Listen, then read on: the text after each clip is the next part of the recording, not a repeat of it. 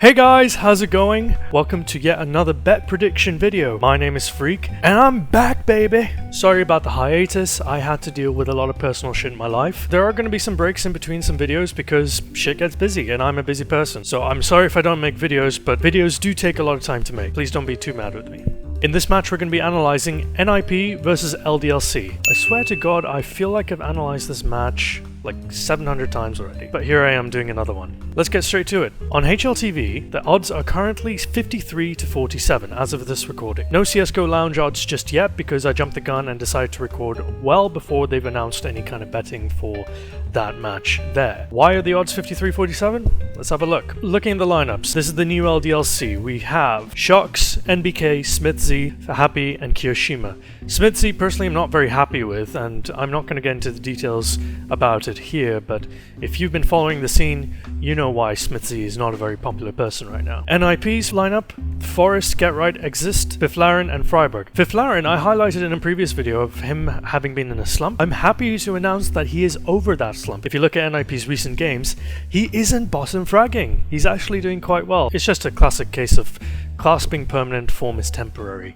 Props to NiP, props to everyone who stuck by him. I wanted him to do well, I wanted him to find his feet again, and it seems like he's done so. So I hope he continues his recent run of good performances. Looking at their recent form, LDLC have won 4 of their last 5. Their solitary loss was against Epsilon on Cash. They were beaten 16-14. That to me is not really a loss. I mean, they played really well, and credit to them, right after that they went ahead and beat Hellraiser 16-13. So that loss didn't really put a dent in their form. They played very well, and they were unlucky to get the result on the day. NiP are a different story. They have 3 wins of the last 5. They've been generally solid, but there are still some questions remaining over this NiP. I mean, they still haven't shaken off that perception that they are quite shaky. And I mean, look, their performances have been quite varied. They beat A Gaming, a tier 2 or even a tier 3 team, 16-3. They beat MyXMG 16-13, probably should not have been as close as it was. And then they got stomped by Dignitas 16-4. That shouldn't be happening. Even though Dignitas are a top 5 team, NiP should be taking the game to them, if anything. However, they had a massive result against Fnatic. They were the ones who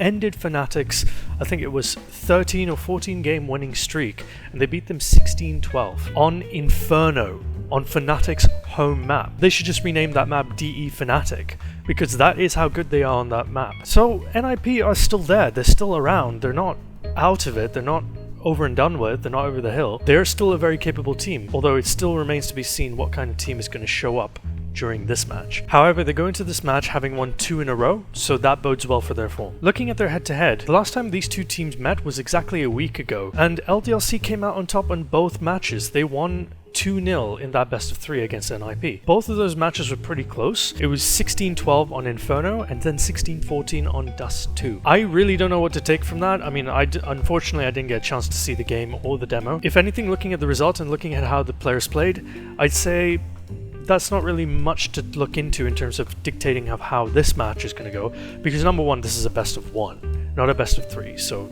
circumstances are different. A lot of the emphasis for this analysis has to go into what map they'll be playing on, and as of this recording, we don't know. So what do we do? At this point, looking at their form, looking at all the statistics, looking at how players are playing, I'd say this is a pure 50-50, and as such I recommend you skip this match. However, for the more adventurous of you, there is some more statistics that I dug up especially for you. Now, even though we don't know what the map is, I did some digging on what kind of maps these two teams perform the best. LDLC obviously was a little bit harder to research because they are still a very new team. They're only 3 weeks old. The map data for them is very limited. However, I have looked at what they have played, and here are some of the results. Before I get started, I just want to say all statistics are from csgopher.com. If you doubt my statistics, you may go ahead, look it up for yourself and find it there. And also Half-Life TV. Alright, let's start with NiP first. On Dust 2, NiP have won 26 out of 43. That gives them a win percentage ratio of 60%. On Inferno, they played 37 and won 18. That's a win ratio of around 49.75%, rounded up to 50%. They won half their games. Mirage,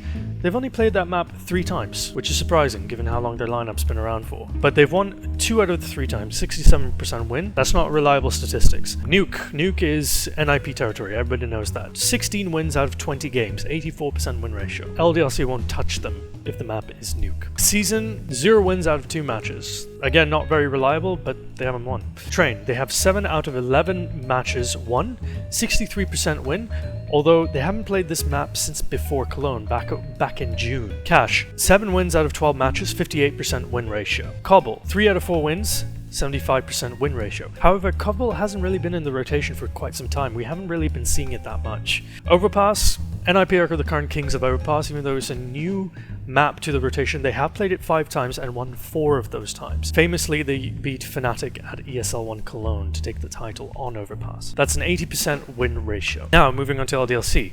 Dust 2, 3 out of 4 wins. One of them was a freak loss to Epsilon, 16-3. That was the result that we were just like, what the hell happened? I think everyone was just like, 16-3?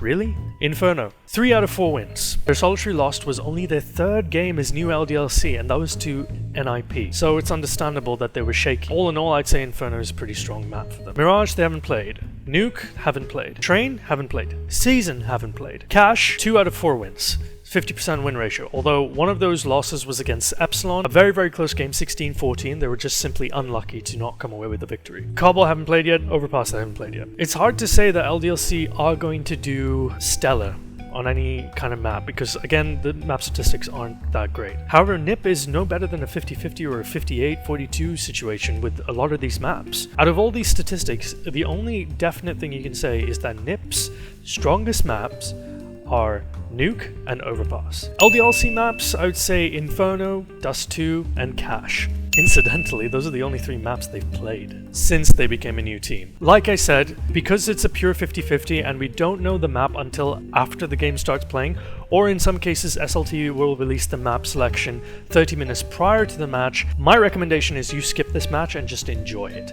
Because these are 2 very, very good teams, and we don't know what's in store for us, we don't know what NiP team is going to show up, and we don't know what map it's going to be on. On current form, you'd have to give it to LDLC, but if the map is Nuke, forget it. And until we know the map, we just don't know. So for this reason, I say skip. However, if you are insistent on betting, there's a small strategy you can use. I actually used this today with Titan and Na'Vi, and it worked out brilliantly. So basically, because this is a 50-50, bet small.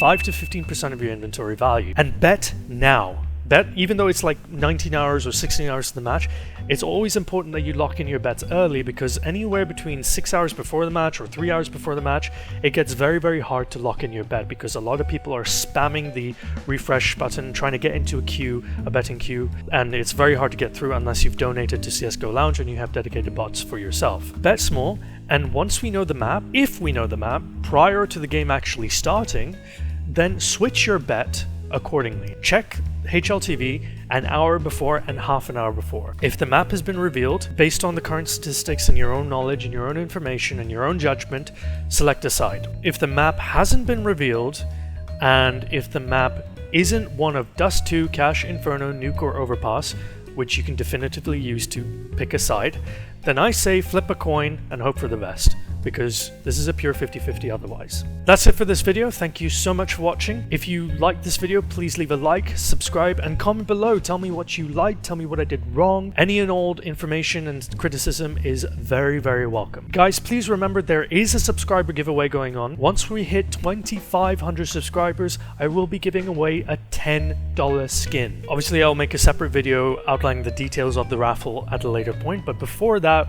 we need to get to 2,500. Right now, we're sitting pretty at just under 2,000, so share this video, share this channel, push this channel to 2,500 plus, and I will, hand on my heart, cross my fingers, hope to die, I will make a video giving away a $10 skin. Thank you so much for watching, good luck, and have fun.